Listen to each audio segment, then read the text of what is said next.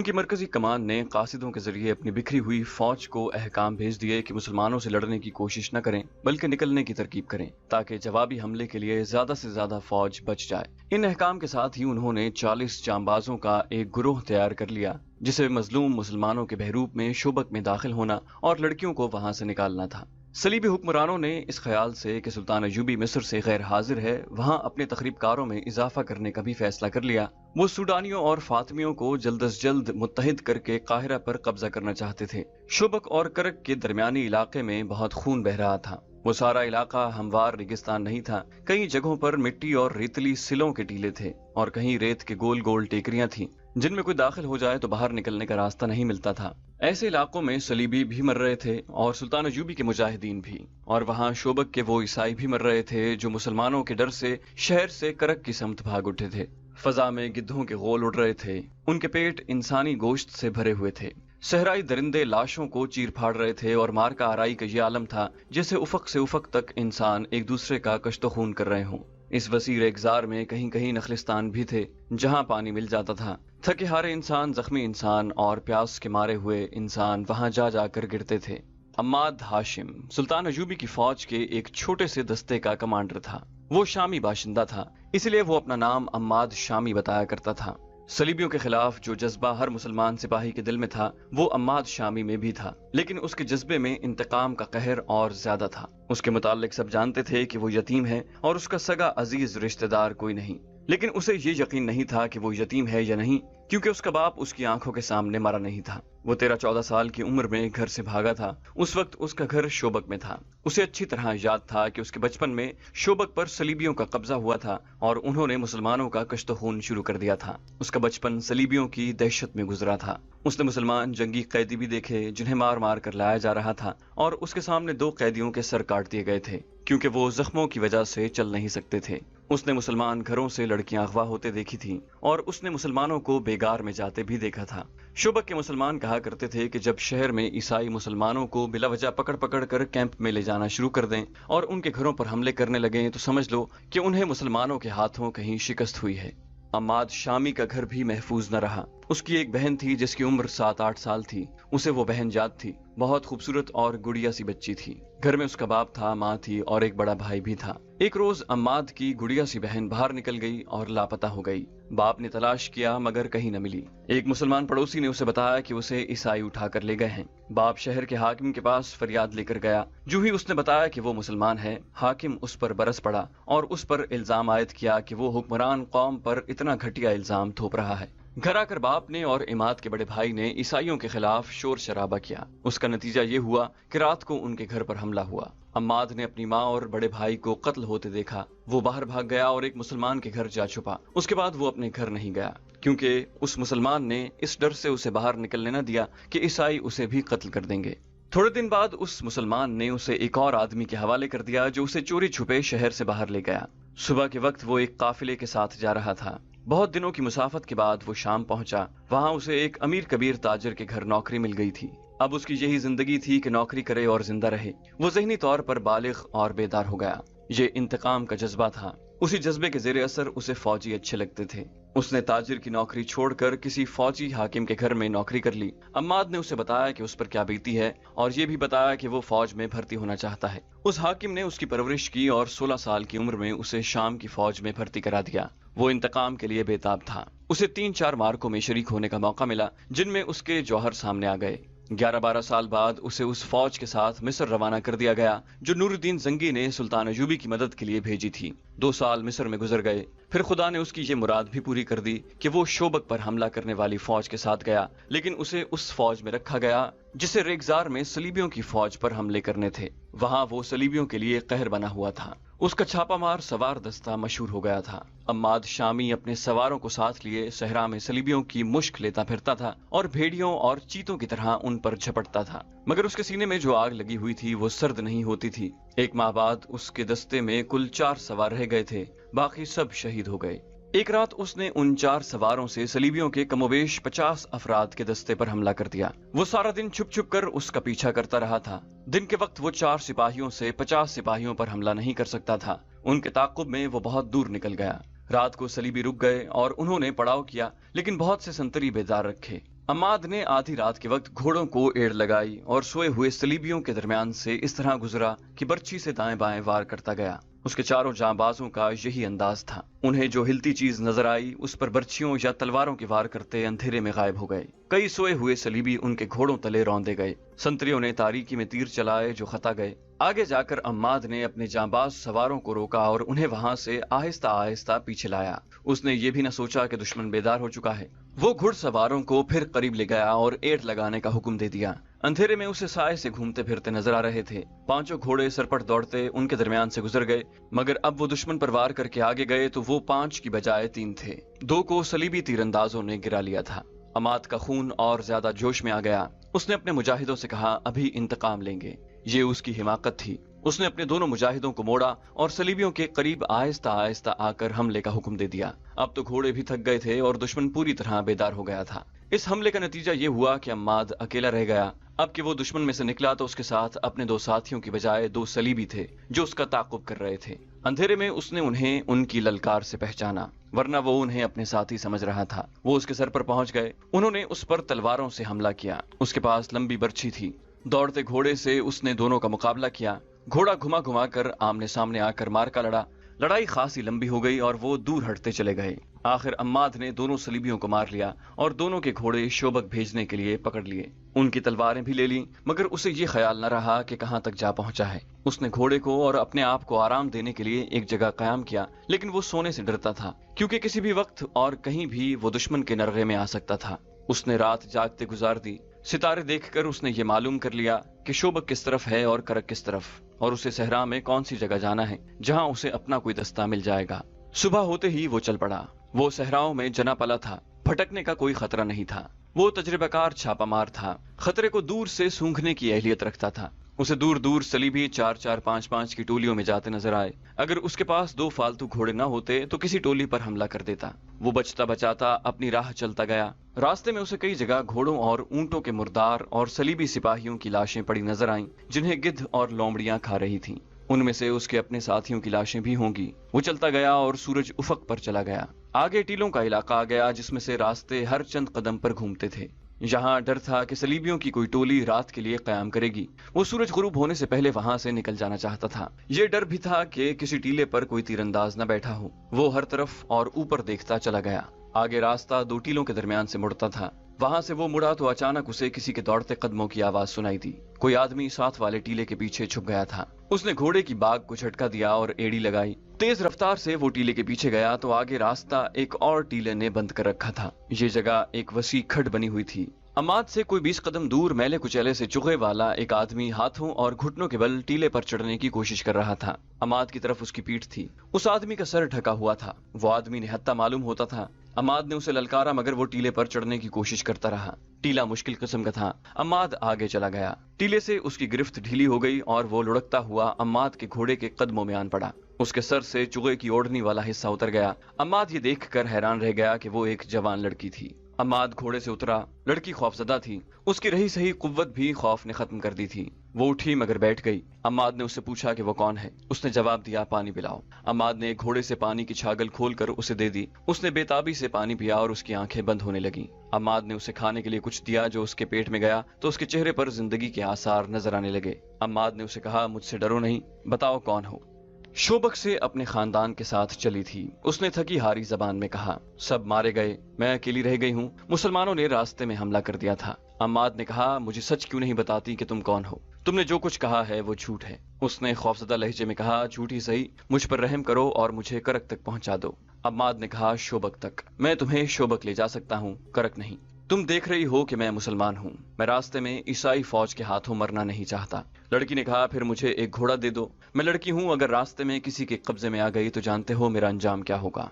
अम्माद ने कहा, मैं तुम्हें घोड़ा भी नहीं दे सकता, तुम्हें यहाँ से अकेले रवाना भी नहीं कर सकता। ये मेरा फर्ज है कि तुम्हें अपने साथ शोबक ले जाऊं। वहाँ मुझे किसके हवाले करोगे? अम्माद ने कहा, अपने हाकिमों के हवाले करूंगा। और उसे तसल्ली दी, तुम्हारे साथ वो सलूक नहीं होगा जिसका तुम्हें डर है। लड़की करक जाने की जिद कर रही थी। अम्माद ने उसे बताया कि उन्हें हुक्म मिला है कि शोबक के किसी ईसाई बाशिंदे को वहां से भागने न दिया जाए। इसके अलावा उसने लड़की को खबरदार किया कि वो करक तक नहीं पहुंच सकेगी। वो चूंकि गोरी रंगत की खूबसूरत लड़की थी, इसलिए लड़की को ये डर था कि ये मुसलमान फौजी उसे बेआबरू شروع کرے گا۔ اس نے سوچا کہ کیوں نہ اس کے ساتھ آبرو کا ہی سودا کر کے اسے کہا جائے کہ وہ اسے گھوڑا دے دے۔ لڑکی نے اپنا رویہ بدل لیا اور عماد سے کہا میں بہت تھکی ہوئی ہوں، آج رات یہیں قیام کیا جائے، صبح شوبک کو روانہ ہو جائیں گے۔ عماد بھی تھکا ہوا تھا، گھوڑوں کا بھی یہی حال تھا، وہ لڑکی کی حالت بھی دیکھ رہا تھا۔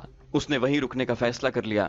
اس سے پہلے لڑکی نے اسے غور سے نہیں دیکھا تھا، اس نے یہی دیکھا تھا کہ یہ بڑی ہوئی داڑھی والا مسلمان فوجی ہے جو جسم کی ساخت اور گرد سے اٹے ہوئے چہرے سے وحشی لگتا ہے۔ اس سے اسے رحم کی امید نہیں تھی۔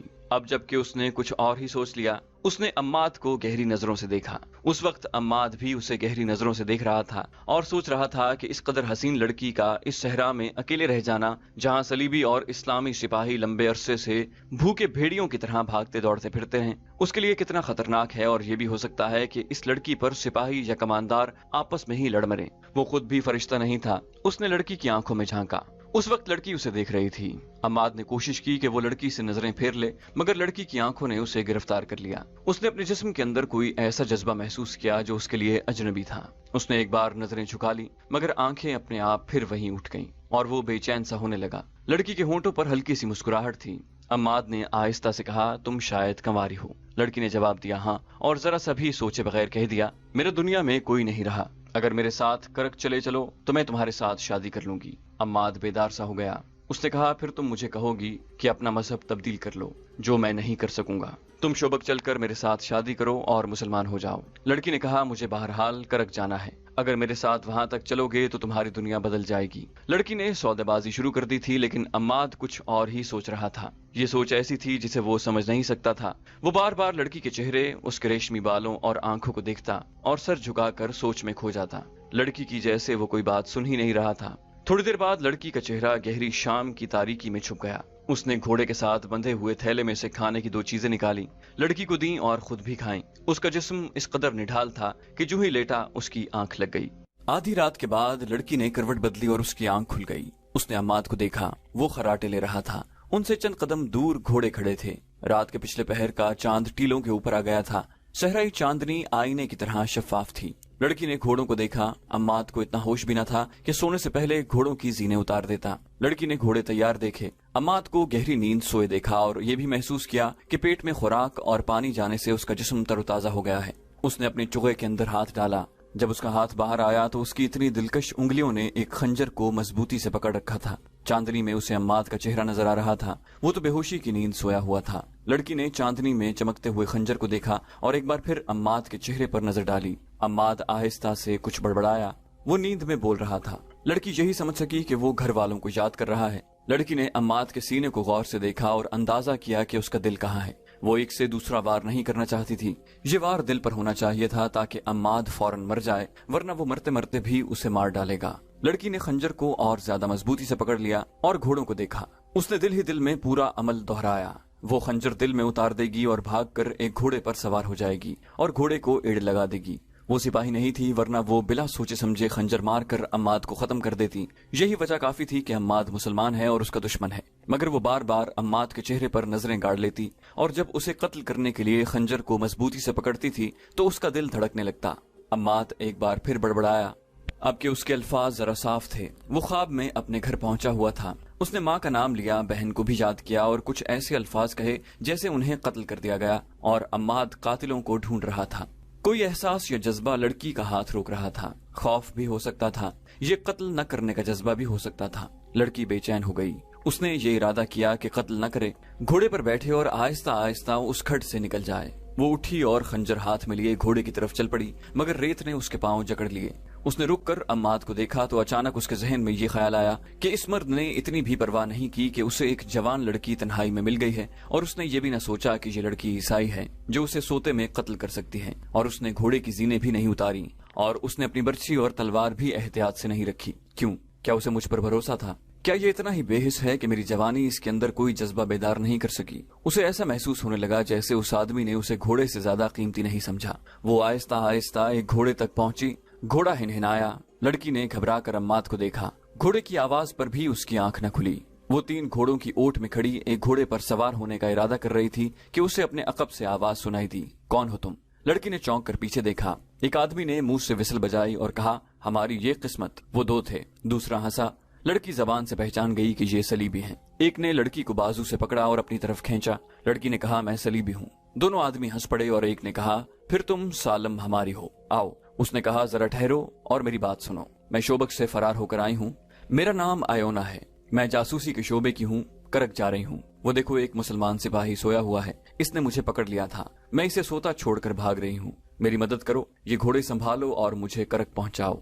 उसने उन्हें अच्छी तरह समझाया कि वो सलीबी फौज के लिए कितनी कीमती और कारामद लड़की है। एक सलीबी ने उसे वैश्यों की तरह बाजुओं में जकड़ लिया और कहा कि जहां कहोगी पहुंचा देंगे। दूसरे ने एक बेहुदा बात कह दी और दोनों से एक तरफ को धकेलने लगा। वो सलीबी फौज के प्यादा सिपाही थे जो मुसलमान छापामारों से भागते फिर रहे थे। रात वो छुपकर जरा आराम करना चाहते थे। ऐसी खूबसूरत लड़की ने उन्हें हैवान बना दिया।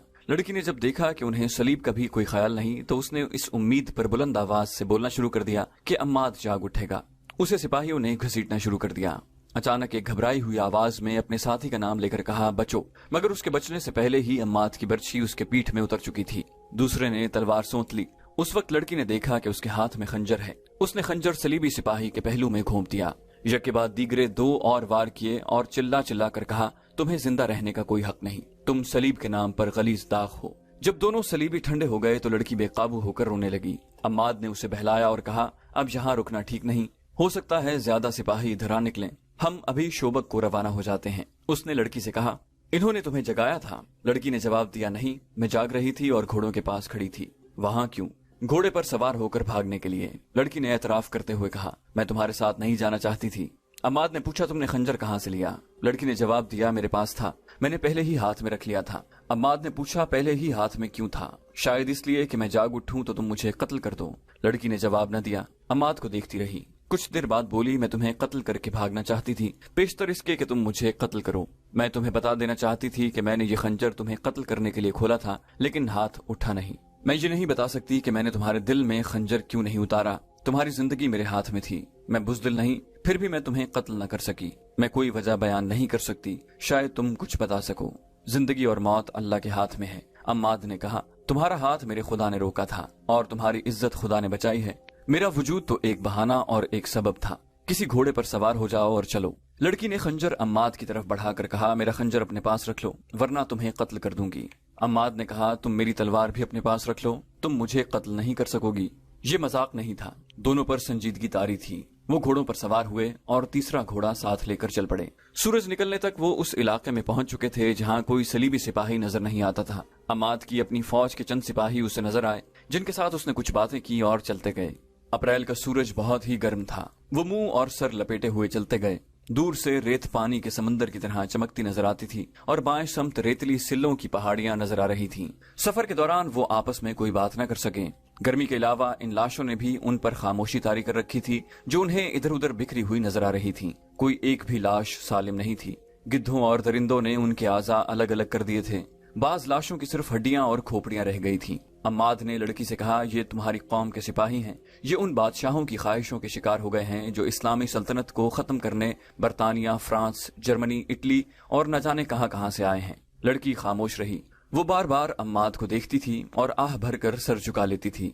अम्माद ने सिलों की पहाड़ियों का रुख किया। उसे मालूम था कि वहां पानी जरूर होगा और साया भी। सूरज उनके पीछे जाने लगा तो वो पहाड़ियों में पहुंच गए। तलाश के बाद उन्हें हरी झाड़ियां और घास नजर आई। एक जगह से पहाड़ी का दामन फटा हुआ था, वहां पानी था। वो घोड़ों से उतरे, पहले खुद पानी पिया, फिर घोड़ों को पानी पीने के लिए छोड़ दिया और साए में बैठ गए।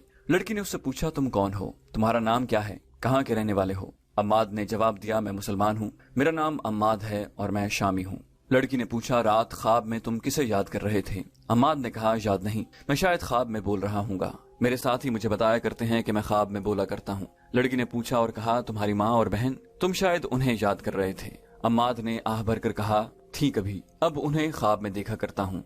लड़की ने उससे सारी बातें पूछने की बहुत कोशिश की, लेकिन अम्माद ने उसे कुछ न बताया। उसने लड़की से कहा, तुमने अपने मुताल्लिक झूठ बोला था, मुझे पूछने की कोई जरूरत नहीं कि तुम कौन हो। मैं तुम्हें मुतल्लिका महकमे के हवाले करके वापस आ जाऊंगा। अगर सच बोल सको तो अपने मुताल्लिक कुछ बता दो, लेकिन ये न कहना कि तुम उन सलीबी लड़कियों में से हो जो हमारे मुल्क में जासूसी के लिए आती हैं। लड़की ने कहा, तुम ठीक कहते हो, मैं जासूस लड़की हूँ, मेरा नाम आयोना है। अम्माद ने पूछा, तुम्हारे माँ बाप को मालूम है कि तुम्हारा काम किस किस्म का है? आयोना ने जवाब दिया, मेरे माँ बाप नहीं, मैंने उनकी सूरत भी नहीं देखी। मेरा महकमा मेरी माँ और इस महकमे का हाकिम हरमन मेरा बाप है। اس نے یہ بات یہیں پر ختم کر دی اور کہا، میرے ایک ساتھی لڑکی نے ایک مسلمان سپاہی کو بچانے کے لیے زہر پی لیا تھا۔ میں اس وقت بہت حیران ہوئی تھی کہ کوئی صلیبی لڑکی ایک مسلمان کے لیے اتنی بڑی قربانی کیسے دے سکتی ہے۔ میں آج محسوس کر رہی ہوں کہ ایسا ہو سکتا ہے۔ پتہ چلا تھا کہ اس مسلمان سپاہی نے بھی تمہاری طرح اس لڑکی کو ڈاکوؤں سے لڑ کر بچایا، خود زخمی ہوا اور لڑکی کو شوبک تک پہنچایا تھا۔ تمہاری طرح اس نے بھی دھیان نہیں دیا تھا کہ وہ لڑکی کتنی خوبصورت ہے۔ لوزینا بہت خوبصورت لڑکی تھی۔ میں یہ کہہ سکتی ہوں کہ میں تمہاری خاطر اپنی جان قربان کر دوں گی۔ عماد نے کہا، میں نے اپنا فرض ادا کیا ہے۔ ہم لوگ حکم کے پابند ہوتے ہیں۔ شاید یہ جذبات کا اثر ہے، لیکن میں ایسے محسوس کرتی ہوں جیسے میں نے پہلے تمہیں دیکھا ہے۔ عماد نے کہا، دیکھا ہوگا، تم مصر گئی ہوگی، وہاں دیکھا ہوگا۔ لڑکی نے کہا، میں مصر ضرور گئی ہوں، تمہیں نہیں دیکھا تھا۔ اس نے مسکرا کر پوچھا، میرے متعلق تمہارا کیا خیال ہے؟ کیا میں خوبصورت نہیں ہوں؟ عماد نے سنجیدگی سے کہا، تمہاری خوبصورتی سے میں انکار نہیں کر سکتا۔ میں سمجھ گیا ہوں کہ تم نے یہ سوال کیوں کیا ہے۔ تم ضرور حیران ہوگی کہ میں نے تمہارے ساتھ وہ سلوک کیوں نہیں کیا جو تمہاری صلیب کے 2 سپاہیوں نے تمہارے ساتھ کرنا چاہا تھا۔ ہو سکتا ہے تمہارے دل میں یہ خوف ابھی تک موجود ہو کہ میں تمہیں دھوکہ دے رہا ہوں اور تمہیں شوبک لے جا کر خراب کروں گا، یا تمہارے ساتھ تمہاری مرضی کے خلاف شادی کر لوں گا، یا تمہیں بیچ دوں گا۔ میں تمہارا یہ خوف دور کرنا ضروری سمجھتا ہوں۔ لڑکی میرے مذہب کی ہو یا کسی دوسرے مذہب کی، میں کسی لڑکی کو بری نظر سے نہیں دیکھ سکتا۔ اس کی وجہ یہ ہے کہ میں جب 13-14 سال کا تھا، میری ایک چھوٹی سی بہن اغوا ہو گئی تھی۔ اس کی عمر 6-7 سال تھی۔ 16 سال گزر گئے ہیں۔ اسے شوبک کے عیسائی اٹھا لے گئے ہیں۔ میں نہیں جانتا کہ وہ زندہ ہے یا مر گئی ہے۔ اگر زندہ ہے تو کسی امیر کے حرم میں ہوگی یا تمہاری طرح جاسوسی کرتی پھر رہی ہوگی۔ میں جس لڑکی کو دیکھتا ہوں اسے اپنی بہن سمجھ لیتا ہوں۔ اسے بری نظر سے اس لیے نہیں دیکھتا کہ وہ میری گمشدہ بہن ہی نہ ہو۔ میں تمہیں صرف اس لیے شوبک لے جا رہا ہوں کہ محفوظ رہو۔ میں جانتا تھا کہ صحرا میں اکیلے جانے اور پیدل چلنے سے تمہارا کیا حشر ہوتا، اور تم کسی کے ہاتھ چڑھ جاتی تو تمہارا وہی حال ہوتا جو تمہارے اپنے صلیبی بھائی کرنے لگے تھے۔ مجھے اپنی خوبصورتی کا احساس نہ دلاؤ، میں اس احساس کے لحاظ سے مردہ ہوں۔ مجھے لذت ان صحراؤں میں صلیبیوں کے تعاقب میں گھوڑا دوڑاتے اور ان کا خون بہاتے ملتی ہے۔ لڑکی اسے عجیب نظروں سے دیکھ رہی تھی۔ اس کی آنکھوں میں پیاس کا تاثر تھا۔ اس کے ساتھ ایسی باتیں کسی نے نہیں کی تھیں۔ اسے بے حیائی اور عیاری کے سبق دیے گئے تھے، اور اس کی باتوں اور چال ڈھال میں بڑی محنت سے جنسی کشش پیدا کی گئی تھی۔ اسے ایک بڑا ہی خوبصورت فریب بنایا گیا تھا۔ اس پر حسن اور شراب کا نشہ طاری کیا گیا تھا۔ اسے عصمت کے موتی سے محروم رکھا گیا تھا، اور وہ اس ٹریننگ کے بعد اپنے ساتھی لڑکیوں کی طرح اپنے آپ کو مردوں کے دلوں پر راج کرنے والی شہزادی سمجھنے لگی تھی۔ اسے یہ بھی یاد نہیں رہا تھا کہ اس کا گھر کہاں ہے اور اس کے ماں باپ کیسے تھے۔ عماد کی جذباتی باتوں نے اس کی ذات میں ایک عورت کے جذبات پیدا کر دیے۔ وہ گہری سوچ کے عالم میں کھو گئی۔ عماد سے جیسے وہ بے تکلف ہو گئی تھی۔ اس نے گہری سوچ کے عالم میں کہا، ایک ڈراؤنے خواب کی طرح یاد آتا ہے کہ مجھے ایک گھر سے اٹھایا گیا تھا۔ مجھے یاد نہیں آ رہا کہ اس وقت میری عمر کیا تھی۔ اس نے اپنے بالوں میں دونوں ہاتھ پھیرے اور بالوں کو دونوں مٹھیوں میں لے کر جھنجھوڑا، جیسے پرانی یادوں کو بیدار کرنے کی کوشش کر رہی ہو۔ اس نے اکتا کر کہا، کچھ یاد نہیں آتا۔ میرا ماضی شراب اور عیش و عشرت اور حسین عیاریوں میں گم ہو گیا ہے۔ میں نے کبھی بھی نہیں سوچا کہ میرے والدین کون تھے اور کیسے تھے۔ مجھے کبھی ماں باپ کی ضرورت محسوس ہی نہیں ہوئی۔ میرے اندر جذبات تھے ہی نہیں۔ مجھے معلوم ہی نہیں کہ مرد باپ اور بھائی بھی ہو سکتا ہے۔ مرد مجھے اپنی تفریح کے استعمال کی چیز سمجھتے ہیں، لیکن میں مردوں کو استعمال کیا کرتی ہوں۔ جس پر میری خوبصورتی اور میری جوانی کا نشہ طاری نہ ہو، اسے میں حشیش اور شراب سے اپنا غلام بنا لیا کرتی ہوں۔ مگر اب تم نے جو باتیں کی ہیں، انہوں نے مجھ میں وہ حصے بیدار کر دی ہیں جو ماں باپ، بہن اور بھائی کا پیار مانگتی ہیں۔ اس کی بے چینی بڑھتی گئی اور وہ رک رک کر بولتی رہی، پھر بالکل چپ ہو گئی۔ کبھی عماد کو ٹکٹکی باندھ کر دیکھنے لگتی اور کبھی اپنے سر پر ہاتھ رکھ کر اپنے بال مٹھی میں لے کر جھنجھوڑنے لگتی۔ وہ دراصل گمگشتہ ماضی اور حال کے درمیان بھٹک گئی تھی۔ عماد نے جب اسے کہا کہ اٹھو چلیں، تو وہ بھولے بھالے معصوم سے بچے کی طرح اس کے ساتھ چل پڑی۔ ان کے گھوڑے انہیں پہاڑی علاقے سے بہت دور لے گئے تھے، تو بھی وہ عماد کو دیکھ رہی تھی۔ صرف ایک بار اس نے ہنس کر کہا، مرد کی باتوں اور وعدوں پر میں نے کبھی اعتبار نہیں کیا۔ میں سمجھ نہیں سکتی کہ میں کیوں محسوس کر رہی ہوں کہ مجھے تمہارے ساتھ جانا چاہیے۔ عماد نے اس کی طرف دیکھا اور مسکرا دیا۔ وہ جب شوبک کے دروازے پر پہنچے تو اگلے روز کا سورج طلوع ہو رہا تھا۔ وہ صحرا میں ایک اور رات گزار آئے تھے۔ عماد لڑکی کو جہاں لے جانا چاہتا تھا اس جگہ کے متعلق پوچھ کر وہ چل پڑا۔ گھوڑے شہر میں سے گزر رہے تھے۔ لوگ ایونا کو رک رک کر دیکھتے تھے۔ چلتے چلتے عماد نے ایک مکان کے سامنے گھوڑا روک لیا اور بند دروازے کو دیکھنے لگا۔ ایونا نے اس سے پوچھا، یہاں کیوں رک گئے؟ اس نے جیسے کچھ سنا ہی نہ ہو دروازے کے قریب جا کر گھوڑے پر بیٹھے بیٹھے اس نے دروازے پر آہستہ آہستہ 2-3 ٹھوکریں ماری۔ ایک بزرگ صورت انسان نے دروازہ کھولا۔ عماد نے عربی زبان میں پوچھا، یہاں کون رہتا ہے؟ بوڑھے نے جواب دیا، کوئی نہیں، عیسائیوں کا ایک خاندان رہتا تھا، ہماری فوج آ گئی تو پورا خاندان بھاگ گیا ہے، اب آپ نے اس پر قبضہ کر لیا ہے۔ بوڑھا ڈر گیا۔ उसने देखा कि ये सवार फौजी है और उससे बाज़पुर्स कर रहा है कि ईसाई के मकान पर उसने क्यों कब्जा कर लिया है, जबकि सुल्तान अय्यूबी ने मनादी के जरिए हुक्म जारी किया था कि किसी मुसलमान की तरफ से किसी ईसाई को कोई तकलीफ न पहुंचे वरना सख्त सजा दी जाएगी।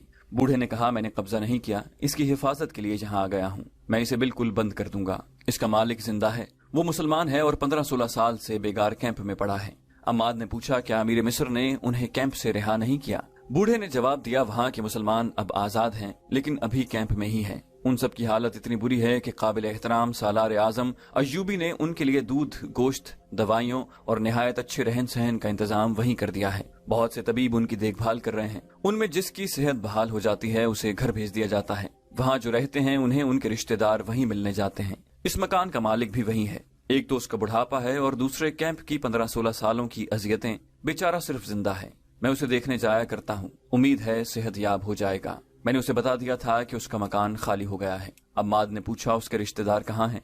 बूढ़े ने जवाब दिया, कोई भी जिंदा नहीं, और 3-4 घर छोड़कर एक मकान की तरफ इशारा करके कहा, वो मेरा जाती मकान है। मैं इन लोगों का सिर्फ पड़ोसी था, आप मुझे उनका रिश्तेदार कह सकते हैं। अम्माद ये पूछकर अंदर मस्तूरात नहीं है, घोड़े से उतरकर अंदर चला गया। कमरों में गया, दीवार पर हाथ फेरा। अयोना भी अंदर चली गई। उसने अम्माद को देखा, वो आंसू पोंछ रहा था। अयोना ने आंसुओं की वजह पूछी तो उसने जवाब दिया, अपने बचपन को ढूंढ रहा हूँ, मैं इस घर से भागा था, ये मेरा घर है। उसके आंसू बहने लगे। उसने बूढ़े से पूछा, इनके रिश्तेदार मर गए हैं? इनकी कोई औलाद भी थी? सिर्फ एक लड़का बचा था जो ईसाई डाकुओं से बचकर मेरे घर आ गया था। बूढ़े ने जवाब दिया, उसे मैंने शाम रवाना कर दिया था, अगर यहाँ रहता तो मारा जाता। अम्माद को वो रात याद आ गई जब वो इस घर से भागकर पड़ोसी के घर जा छुपा था। वो यही पड़ोसी था, मगर उसने बूढ़े को बताया नहीं कि वो लड़का जिसे उसने शोबक से रवाना किया था वो यही जवान है जिसे वो ये कहानी सुना रहा है। अम्माद के लिए जज्बात पर काबू पाना मुहाल हो गया, लेकिन वो सख्त जान फौजी था। उसने बूढ़े से कहा, मैं इस मकान के मालिक से मिलना चाहता हूँ, मुझे उसका नाम बता दो। बूढ़े ने उसे उसके बाप का नाम बता दिया। अम्माद को अपने बाप का नाम अच्छी तरह याद था। बूढ़े ने कहा, इस लड़के की एक बहन भी थी, बहुत छोटी थी, उसे ईसाइयों ने अगवा कर लिया था। इसी ज़िम्न में उस घर के सारे अफराद ईसाइयों के हाथों कत्ल हो गए। अम्माद ने लड़की से कहा, अयोना, अपनी मुकद्दस सलीब के परिस्तारों के करतूत सुन रही हो? अयोना ने कोई जवाब न दिया। वो छत को देखने लगी। उसने कमरे के दरवाजे के एक किवाड़ को बंद किया और उसकी उल्टी तरफ देखने लगी। किवाड़ पर 3-4 छोटी छोटी और गहरी लकीरें खुदी हुई थीं। वो बैठकर इन लकीरों को बड़ी गौर से देखने लगी। अम्माद उसे देख रहा था। अयोना लकीरों पर हाथ फेरने लगी। वो उठी और दूसरे कमरे में चली गई। वहाँ भी किवाड़ों पर हाथ फेर कर कुछ ढूंढने लगी। अम्माद ने जाकर उसे पूछा, क्या देख रही हो? लड़की मुस्कुराई और बोली, तुम्हारी तरह मैं भी अपना बचपन ढूंढ रही हूँ। उसने अम्माद से पूछा, ये तुम्हारा घर था? तुम यहीं से भागे थे? अम्माद ने जवाब दिया, यहीं से, और उसे सुना दिया कि किस तरह उनके घर पर ईसाइयों ने हमला किया और उसके माँ और बड़े भाई को कत्ल कर दिया। अम्माद भाग गया और आज तक वो ये समझता रहा कि उसका बाप भी कत्ल हो गया है, लेकिन ये बूढ़ा बता रहा था कि बाप कैंप में जिंदा है। तुमने उस बूढ़े को बता दिया है कि वो लड़के तुम ही हो जिसे उसने पनाह दी थी। उसने तजब्जुब के आलम में कहा, मैं बताना नहीं चाहता। अयोना उसे बड़ी गौर से देखने लगी और बूढ़ा उन दोनों को देखकर हैरान हो रहा था कि ये दोनों यहाँ क्या देख रहे हैं। अम्माद बचपन की यादों में गुम हो गया था। बूढ़े ने पूछा, मेरे लिए क्या हुक्म है? अम्माद चौंका और हुक्म देने के लहजे में बोला, इस मकान को अपनी निगरानी में रखें, ये आपकी तहवील में है। उसने अयोना से कहा, आओ चलें। क्या तुम अपने बाप से नहीं मिलोगे? अयोना ने उससे पूछा। अम्माद ने जवाब दिया, पहले अपना फर्ज अदा कर लूं। मुझे रेगिस्तान में मेरा कमांडार ढूंढ रहा होगा, वो मुझे मुर्दा करार दे चुके होंगे, वहाँ मेरी जरूरत है। आओ मेरे साथ आओ, मैं ये अमानत किसी के हवाले कर दूं। चैनल को सब्सक्राइब कीजिए और बेल आइकन पर क्लिक कीजिए ताकि आपको तमाम वीडियोस फौरन मिलती रहें।